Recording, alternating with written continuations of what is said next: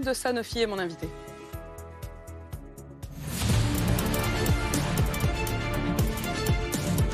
BFM TV face à face.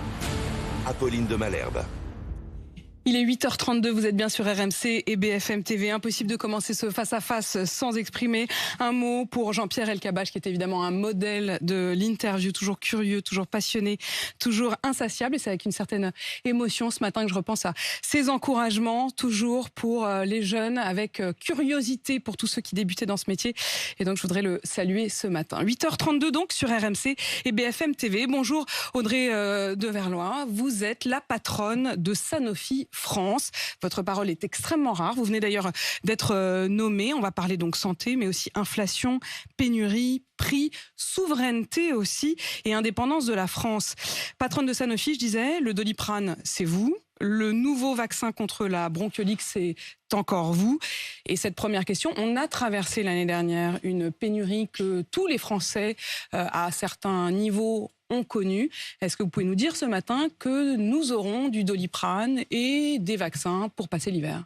Alors, bonjour et merci de l'invitation. Vous avez évoqué un certain nombre de sujets qui intéressent bien évidemment tous les Français et on voit que la santé est au cœur de leurs priorités. Alors l'hiver dernier, c'est important parce qu'on arrive dans une nouvelle période hivernale. Donc qu'est-ce qu'on a appris de l'hiver dernier ? Vous l'avez mentionné, je vois la petite boîte jaune là sur la table. J'ai apporté le Doliprane. L'an dernier, j'en ai manqué un. Je faisais partie de ceux qui avaient cherché désespérément des sirops Doliprane pédiatriques pour mes enfants, comme beaucoup d'autres Français. Donc oui, j'en ai là, mais est-ce que j'en aurai cet hiver ? Alors, ce qui est important, c'est de se dire qu'est-ce qui s'est passé l'hiver ? Parce qu'il faut comprendre en fait et tirer les leçons. C'est l'hiver dernier, il y a eu 3 épidémies en même temps. Le Covid, la bronchiolite et la grippe.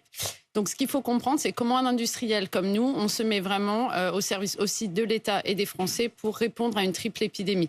Bien évidemment, le temps industriel et pas forcément le temps de 3 épidémies en même temps, mais c'est de contribuer au maximum avec notre production. Donc là, un exemple précis. L'usine de Lisieux et aussi Compiègne, où on fabrique le Doliprane pour la France. Donc on a sorti 424 millions de boîtes. C'est historique depuis le lancement du Doliprane, depuis 1964. C'est une production qui est absolument très, très conséquente. Alors, une fois qu'on a dit ça, ça veut dire qu'il faut faire plus aussi sur la prévention. Et donc, c'est les sujets que vous avez évoqués sur la bronchiolite, la grippe. Il y a des campagnes vaccinales et on peut aller, bien sûr, beaucoup plus loin. Je vais en parler de la bronchiolite parce que, pour le coup, ça manque déjà. Vous êtes presque victime du succès du traitement proposé pour les nouveau-nés. Mais pardon, je repose la question. Vous ne m'avez pas assuré qu'on n'en manquerait pas cet hiver. Alors, on n'en manquera pas si on est tous aussi responsables. Et être tous responsables, ça veut dire quoi ? Ça veut dire qu'on peut tous contribuer, citoyens jusqu'à l'industriel. Je vous garantis que nous mettons... Donc c'est un peu de notre faute parce qu'on avait des stocks ou parce qu'on en aurait trop consommé ? Pas du tout. Ce que je dis, c'est qu'il faut qu'on agisse tous. Nous, j'ai garanti auprès de l'État et du ministère de la Santé et de la Prévention qu'on garantissait toujours la même production et encore une fois, les collaborateurs qui sont 24 heures sur 24, 7 jours sur 7 dans nos usines. Ça veut dire que les usines, elles tournent à plein régime. Elles tournent à plein régime. Elles tournent tout le temps, nos usines de Doliprane. Mais ce qu'il faut qu'on fasse tous aussi, c'est des campagnes vaccinales efficaces. Sur la bronchiolite, et je reviens parce que vous l'avez dit... La bronchiolite, je vais juste préciser de quoi il s'agit. Vous faites partie de ceux qui commercialisent, c'est pas forcément vous qui produisez, mais vous commercialisez le tout nouveau traitement. Alors on a parlé d'un vaccin, en réalité il semble que ce soit plutôt un traitement à proprement parler contre la bronchiolite. Et il se trouve que la très grande majorité des nouveaux parents ont décidé de vacciner leurs enfants, alors que vous n'imaginiez pas que ça ait un tel succès. Le problème, c'est qu'aujourd'hui, il y a des parents qui vont à la pharmacie, qui demandent ce vaccin pour leur nouveau-né et qui ne l'ont pas. Alors, pourquoi ? En fait, et c'est là qu'il faut revenir quelques semaines et quelques mois, finalement, en arrière. Allez-y, expliquez-nous. C'est très important de comprendre qu'on est sur une réelle innovation thérapeutique. Donc, en fait, vous l'avez cité, une injection pour un nourrisson et il est couvert sur toute cette période hivernale. Ça, c'est une réelle innovation thérapeutique puisqu'on n'avait pas de traitement pour la bronchiolite. On finalement traitait les symptômes et malheureusement, c'était environ 35 000 hospitalisations dans les services de pédiatrie. Donc, quand on pense l'hiver dernier, finalement, on a un moyen aujourd'hui d'éviter un certain nombre d'hospitalisations. C'est un succès pour la France. Pourquoi ? Il y a 2 raisons. L'État, avec Sanofi, a été capable, et ça je fais une pause là-dessus, mais pour dire qu'il y a 5 pays, 4 on va dire, dans le monde, qui ont été capables de mettre en place des campagnes vaccinales dans un délai record. ce qui est du jamais vu. Ouais, je pense ça veut dire que le premier bébé, le tout premier bébé du monde à avoir reçu ce traitement contre la bronchiolite, il est français. Donc là, il y a quand même une source de fierté. On ne dit pas assez. En fait, on a été capable, avec l'État, de mettre en place dans un temps record cette campagne. Deuxième point, quand même, et vous l'avez souligné, l'adhésion. L'adhésion des parents et l'adhésion des professionnels de santé. Ça, c'est du historique. C'est du jamais vu. C'est là que ça vous a complètement sidéré, y compris vous. Parce que c'est vrai qu'on a beaucoup entendu les anti-vaccins, depuis notamment le Covid, sur cette question, voulez-vous vacciner ou faire de manière préventive ce traitement à votre enfant contre la bronchiolite? Il y a 80% des parents qui ont répondu oui. Et c'est historique et on doit tous se réjouir. Pourquoi? Parce qu'en fait, si on regarde... finalement, quand c'est une année 1, on ne peut pas tellement avoir une année de référence. Donc, on regarde ce qui existe en termes d'adhésion dans les campagnes. Pour, en général, des vaccinations pédiatriques non obligatoires, c'est entre 10 à 30% d'adhésion. Donc là, vous l'avez cité, entre 60 et 80%, c'est du jamais vu. Sur la grippe, après des années, on va dire, d'expérience, on est à une couverture vaccinale de 50%.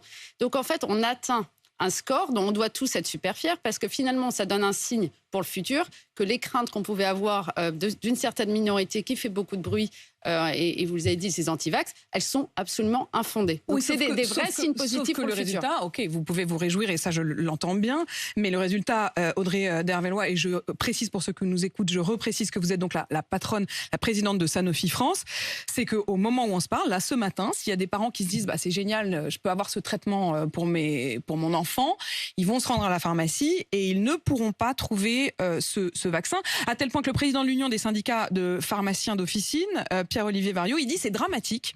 On montre encore que la France est incapable d'être indépendante en termes de production de médicaments. Qu'est-ce que vous lui répondez? Je suis absolument pas d'accord, que je pense qu'au contraire, c'est pas du tout une source d'insatisfaction. Je comprends le point, mais en revanche, encore une fois, la France est un des premiers pays dans le monde à mettre en place, et en plus, on a été priorisé sur ces doses. Il faut rappeler qu'est-ce qu'on fait quand en pharmacie ce qu'il faut d'abord penser, c'est qui a besoin de ce traitement. Et ceux qui en ont besoin, finalement, c'est les nourrissons qui ont le plus petit poids. Donc, c'est les nourrissons qui vont arriver dans les maternités. Donc, la décision qui a été prise par l'État, c'est de dire amenons finalement ce traitement au plus près de ceux qui en ont besoin. Donc on va les distribuer non plus en pharmacie, mais en maternité. En maternité, parce que c'est ces petits bébés qui en ont besoin. Et je pense que le bon sens commun, c'est d'apporter ces doses au plus près de ceux qui en ont besoin. Il y a un plan de lutte contre les pénuries de médicaments qui est exposé aujourd'hui dans le budget. Ça s'appelle le plan blanc du médicament. Et l'objectif, c'est justement de garantir qu'il n'y ait plus de pénurie. L'État est prêt à créer une sorte de blocage automatique de toutes vos exportations. C'est la directrice de l'Agence nationale du médicament qui l'affirme. Pour tous les médicaments, lorsque l'on a des tensions, je bloquerai automatiquement toutes les exportations. Alors moi, ce que je voudrais dire sur ce sujet-là, c'est que les pénuries, c'est multifactoriel. Il y a parfois, on a cité, pour commencer, quand il y a des triples épidémies, on a une augmentation de la demande. Donc c'est comment nous, industriels, on peut augmenter la production. Quand on peut, on le fait. Parfois, c'est pas possible parce qu'encore une fois, produire des médicaments, ça se fait pas en 24 heures. Donc, faut pas faire croire aux Français que c'est quelque chose qui va être possible. Oui, mais bon, c'est aussi votre rôle et le rôle du ministère de la Santé d'anticiper. Exactement. Et en fait, c'est de le faire tous ensemble. Donc, en fait, qu'est-ce qui se passe dans ces cas-là? On partage en toute transparence les niveaux de stock. On partage aussi en amont, parce qu'on n'attend pas de ne plus en avoir. Et très souvent, c'est plus des tensions que des réelles pénuries. Donc, on partage en amont avec les autorités de santé. Et là, il y a des mesures qui sont prises, des mesures de contingentement, pour être sûr que le pharmacien puisse, bien évidemment, délivrer au bon patient le bon traitement. Avec notamment la question aussi de vendre à la gélule et non plus à la boîte. On va y revenir. Mais quand vous entendez, c'est ce matin qu'elle l'a dit, la directrice de l'Agence nationale du médicament, qu'elle était prête à bloquer vos exportations. Vous étiez au courant, vous saviez, vous en avez discuté avec eux, vous avez dit OK? Nous, ce qu'on fait avec eux, c'est en fait, ce qu'on fait, c'est par molécule. Vous avez l'air presque surprise, si je peux. Non, je suis pas surprise. Je suis pas. Vous avez l'air au minimum surprise, voire même pas forcément hyper contente de cette annonce. Pas du tout, parce qu'on travaille avec eux main dans la main. Et en fait, il faut quand même le dire, ça se passe très souvent très bien, parce qu'en fait, je dis pas qu'il n'y a pas de tension. Ce que je dis, c'est qu'on travaille avec eux, on a l'habitude de travailler avec eux. Mais dire c'est nos interlocuteurs est prioritaire, donc on va réquisitionner l'usine de Lisieux. Je prends cet exemple, puisque vous nous disiez que Lisieux, c'est un bon exemple. Voilà. Toutes les boîtes qui sortent de Lisieux sont pour les patients français. Voilà. Donc en fait, si vous aviez à cœur d'exporter quelques médicaments que ce soit, qu'on dise on bloque les frontières et vous gardez tout le stock pour la France, vous êtes OK. Il faut pas faire. Non, il y a des contrats déjà qui existent avec certains pays, donc on doit aussi respecter... donc quand elle dit ça, elle vous oblige à casser vos contrats en quelque sorte. On travaille avec elle et ses équipes tous les jours. Donc en fait, honnêtement, ça doit se passer par de la collaboration. Et encore une fois, ça ne peut pas être des grandes annonces générales parce qu'il faut regarder molécule par molécule. Et c'est encore une fois ce que tout le secteur fait. Il ne faut pas oublier que notre mission, nous, c'est d'apporter les médicaments auprès des patients. Ce n'est pas de les laisser dans des hangars. Donc nous, ce qu'on fait, c'est on les distribue au plus vite en tout cas pour ceux qui en ont besoin. Avec évidemment une question. Vous représentez le plus gros laboratoire pharmaceutique français, Sanofi. Et vous représentez d'ailleurs également les laboratoires européens, puisque vous êtes aussi la présidente du représentant des laboratoires européens. Cette question quand même, quand vous décidez de produire tel médicament plutôt que tel autre, est-ce que c'est vraiment uniquement pour notre santé ou est-ce que c'est pour faire des profits ? Alors, j'imagine que vous essayez quand même de trouver... Je ne suis pas la représentante, on va dire, pour les pays européens, mais en tout cas, je suis présidente de la fédération. Voilà, ce qui est important, je vais rappeler quand même pour un groupe comme Sanofi, qu'est-ce qu'on fait, nous, sur le territoire ? On a de l'innovation scientifique et on a de l'outil industriel. Sur l'innovation scientifique, bien évidemment, on investit en R&D 2 milliards. R&D, c'est la recherche et le développement. La recherche et le développement. C'est ce qui se passe en labo pour tenter de trouver un traitement. Et ce qu'on fait aussi, bien évidemment, c'est la production et donc c'est nos sites industriels. Pour avoir justement un bon niveau de production, il faut investir sur le territoire. Donc, un groupe comme nous, c'est ce que nous faisons. Nous investissons 300 à 400 millions tous les ans sur nos sites industriels, avec de l'innovation pour produire plus. Et on va se dire les choses. La semaine dernière, à ce même micro, je recevais François Ruffin, le député La France Insoumise, qui a parlé de Sanofi, qui a pointé du doigt Sanofi, qui ne jouerait pas le jeu justement de la souveraineté européenne. Vous avez réagi, et c'est à ce moment-là que je vous ai dit, écoutez, vous savez quoi ? Venez parler Doliprane, tout ça, c'est dans la vie quotidienne des Français, venez le dire vous-même. Je voudrais que vous écoutiez ce qu'a dit François Ruffin et que vous puissiez lui répondre. À l'intérieur d'une entreprise comme Sanofi, ce sont des milliers de salariés, des milliers de chercheurs qui ont envie de répondre aux besoins du pays. Et qu'est-ce qui se passe ? Le capital, les actionnaires, le PDG de l'entreprise fait le choix de fermer des centres de recherche, de fermer des usines en France et de délocaliser la production en Inde et en Chine. Il y a 20 ans, c'était 80% de la production qui se faisait en France. Aujourd'hui, c'est 80% de la production qui se fait en Inde et en Chine. Alors ? Je ne vais pas polémiquer avec M. Ruffin. En revanche, ce qui me donne l'opportunité, c'est de revenir sur la réalité, parce qu'on n'est pas sur des bases idéologiques. Sur la réalité, qu'est-ce qui se passe ? Je vous le disais, en France, on est le premier investisseur privé en recherche et développement. Et on est aussi le laboratoire qui produit le plus en France. Pour maintenir, parce que nous, on ne parle pas de ramener, puisqu'on est là, on n'est jamais parti. Donc nous, pour maintenir... Quand il dit que vous produisiez 80% de vos médicaments en France il y a 20 ans, c'est juste ? Est-ce qu'on fait... je n'ai pas le chiffre il y a 20 ans. Ce que je peux vous dire, c'est qu'aujourd'hui... Vous produisiez plus en France il y a 20 ans. Non, les chiffres qui citent sont ceux du secteur. Du secteur pharmaceutique. Pas seulement de Sanofi. Sanofi n'est jamais parti de la France. Sanofi, aujourd'hui, produit 60% de sa production en Europe et 40% en France. Donc Sanofi a fait le choix de la France et continue à investir massivement. Si vous me permettez finalement de citer quelques chiffres. Ouais. On a 300, je vous le disais, entre 300 et 400 millions d'investissements sur nos sites industriels tous les ans. Donc je ne vous parle pas de cumuler sur 10 ans ou 20 ans, je vous parle de tous les ans. On met 300 à 400 millions sur nos sites industriels. 140 millions sont dédiés à de l'augmentation de production. Parce que vous l'avez cité, quand il y a des pénuries, c'est souvent il y a un besoin de production supplémentaire. Donc on investit massivement 140 millions pour augmenter la capacité. Ce qu'on regarde aussi, je vous parlais d'innovation, c'est d'avoir des usines qui sont plus performantes, plus agiles et plus vertes. Donc, on investit partout sur nos territoires, parce que la France, c'est nos territoires. Je voudrais juste terminer sur ça. Ouais, mais sur la région, et bien justement, ce qu'il faut, c'est qu'on ait l'outil industriel partout. Ça, j'ai bien compris que vous le développiez, ok. Mais est-ce qu'on est dépendant de la Chine, de l'Inde pour ces molécules ? Pas Sanofi. On source moins de 5% de nos principes actifs, donc c'est ce qui est efficace dans le médicament, moins de 5% en Asie. Donc, nous ne sommes pas dépendants, Sanofi, de l'Asie. Parce qu'on investit, et je me permets juste de revenir sur le territoire français, on met 1 milliard sur la filière ARN messager dans la région lyonnaise. On est en train de construire une usine qui sera la première usine évolutive en région lyonnaise pour faire l'ARN messager. Donc, la France, grâce à Sanofi, aura la seule chaîne de la recherche à la production pour l'ARN messager, donc les vaccins de demain de deuxième génération. On investit aussi Val-de-Reuil, et en vous Normandie, embauchez, le secteur pharmaceutique prévoit d'embaucher 10 000 personnes cette année.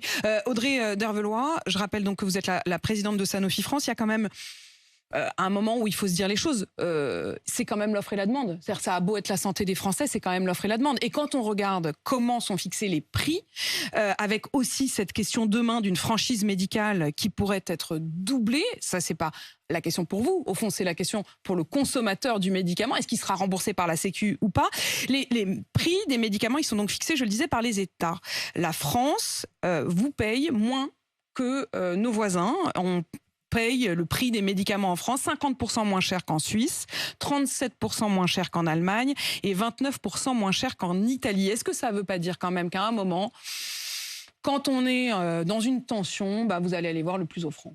Non, ce que ça veut dire, c'est qu'on doit, et c'est pas moi qui le dis, c'est aussi le président de la République, avoir un juste prix pour le médicament. Il a fini par le dire parce qu'il s'est rendu compte que sinon, une fois qu'on l'a dit, il faut le passer dans les actes. Livrer, quoi. Sinon, vous n'alliez pas livrer les Français. Non, c'est parce qu'on l'a toujours fait, on a toujours livré et on continuera à le faire. En revanche, la question du prix, elle est clé. On ne peut pas continuer à avoir une souveraineté ou à dire qu'on veut une souveraineté nationale sans y mettre le prix. La souveraineté nationale, ça a un prix et il faut avoir le juste prix. Et aujourd'hui, on est tout le secteur à alerter sur le fait qu'il faut un prix qui garantisse à la fois les produits matures, mais aussi qui garantisse l'innovation. Parce que qu'est-ce que veulent les Français? Ils veulent avoir accès à des produits matures, avoir accès à l'innovation dans le temps, parce que l'idée, c'est pas de l'avoir des années après les autres, et ils veulent avoir des usines en France. Donc pour avoir ça, il faut aussi investir dans le secteur de la santé et arrêter de penser que c'est un coût. C'est un investissement, en fait, la santé. Mais est-ce que ça veut dire que il faut comprendre que dans les semaines, dans les mois, peut-être dans les années qui viennent, les médicaments vont augmenter. La boîte de Doliprane, je le disais, c'est 2,14 €, si je ne me trompe pas, pour la boîte de 1 gramme. Est-ce que demain, elle va passer à 3 €? J'aimerais bien, si vous me posez la question à moi. Parce que pourquoi ce qui se passe dans notre secteur, c'est que nous, on a des coûts liés à l'inflation, comme tout le monde. Mais nous, contrairement aux autres, on ne peut pas répercuter ces coûts. Donc à chaque fois qu'il y a un coût supplémentaire, par exemple sur les vaccins grippe, les œufs, on utilise beaucoup les œufs pour produire notre vaccin grippe. Quand le coût augmente, on ne peut pas le répercuter. Vous avez cité sur le Doliprane, le verre, le Mannitol, etc. On ne peut pas augmenter et répercuter l'inflation sur nos prix. Sur une boîte de Doliprane, encore une fois, 2,14 €. Si j'ai bien compris, il y a 78 centimes d'euros qui vous reviennent. Et il y a 1,10 € pour le pharmacien. Ça paraît assez déséquilibré. Alors, ce n'est pas nous qui fixons ça, encore une fois. Nous, on a effectivement 78 centimes sur cette boîte. Donc, si vous me demandez, et je reviens à votre question, est-ce qu'on doit baisser le prix? Certainement pas. Mon avis personnel est qu'au contraire, il faudrait prendre en compte, finalement, et vous avez cité notamment le pédiatrique, je pense que quand on a des tensions, il faut quand même être responsable et pouvoir payer le juste prix. Et encore une fois, ce n'est pas moi qui le dis. Délivrer les médicaments à l'unité, possible? Vous pouvez jouer le jeu? Alors, en tout cas, c'est une idée qu'il faut creuser. On l'a vu sur les antibiotiques. Certains pays le font. Est-ce que l'outil industriel permet de le faire pour toutes les molécules? Encore une fois, il faut s'asseoir, il faut regarder molécule par molécule. Mais je pense qu'à partir du moment où il y a des mesures intéressantes pour regarder des volumes de consommation responsable pour le français, bien évidemment, tout le secteur est prêt à s'asseoir et Sanofi, bien sûr, pour regarder. Au moment où on se parle, Audrey Dervelois, est-ce qu'il y a des médicaments dont vous pressentez qu'ils vont être en tension, dont les stocks sont un peu avides? Est-ce que vous pouvez nous prévenir ou est-ce que vous pouvez prévenir les pharmaciens des points sur lesquels il faudrait anticiper? Alors, c'est ce qui existe déjà. En fait, il y a un processus qui existe, comme vous citiez l'agence tout à l'heure. En fait, on partage en toute transparence les niveaux de nos stocks. Et avec nous? Et on le partage avec les professionnels de santé parce que c'est eux qui sont en première ligne. Donc évidemment, les informations sont disponibles auprès de l'agence et suivant les niveaux de tension, l'agence décide de prévenir les pharmaciens qui sont eux en première ligne. Et donc on travaille. Et je pense que c'est une leçon. Mais au-delà. Je pense qu'il y a une leçon qui a été faite quand même de l'hiver dernier. C'est d'améliorer la communication. Et c'est vrai qu'on l'a pris aussi en se disant comment on peut mieux communiquer auprès des pharmaciens qui sont aussi un acteur clé et d'être sûr qu'il y a l'information. On a eu l'impression aussi que c'était la loi de la jungle. C'est-à-dire c'était au pharmacien le plus informé qui allait avoir pris son téléphone ça, c'est pas normal pour passer ses commandes plutôt que les autres. Ce qui est quand même hallucinant parce que ça crée une inégalité en termes de territoire, en termes de patients et pour certains, notamment des parents qui avaient des traitements nécessaires contre l'asthme ou des antidouleurs essentiels pour leurs enfants qui se sont retrouvés leur pharmacien n'avait pas posé... Je suis maman, je suis médecin et moi aussi j'ai besoin de médicaments pour mes enfants. Donc j'ai bien conscience que c'est pas normal. On doit absolument améliorer la communication. Et je signale juste que très souvent, ce qui se passe, c'est que quand on est en tension comme ça, on met des mesures, le pharmacien appelle le laboratoire, et c'est arrivé pour un cas notamment cet hiver, où dans les 48 heures, on livre le pharmacien. Et on a été en mesure sur ce médicament, typiquement, d'apporter 100%. Alors, une molécule dont je n'ai pas le droit de dire, mais un anti-épileptique dont on a beaucoup parlé. Donc, il faut aussi qu'on améliore cette communication. Qui était donc vitale. Exactement. La franchise médicale. Et toutes les pharmacies ont été livrées dans les 48 heures. Une toute dernière question, Audrey Dervelois. La franchise médicale qui pourrait passer de 50 centimes à 1 euro, vous en parlez avec l'Agence du médicament, vous en parlez avec le ministère de la Santé? Alors, ce n'est pas nous qui en parlons, parce qu'en fait, il y a, on va dire, 3 groupes, sur ce sujet-là. Les industriels et nous, on contribue fortement finalement au budget de la sécurité sociale par une fiscalité qui est quand même massive. Il y a ce que peuvent faire les patients et bien évidemment ce que peuvent faire les médecins. Donc c'est au niveau des patients et là c'est pas nous qui sera donc au ministère de la Santé. Merci Audrey Dervelois d'être venue répondre à mes questions ce matin. Vous dont la parole est très rare, présidente.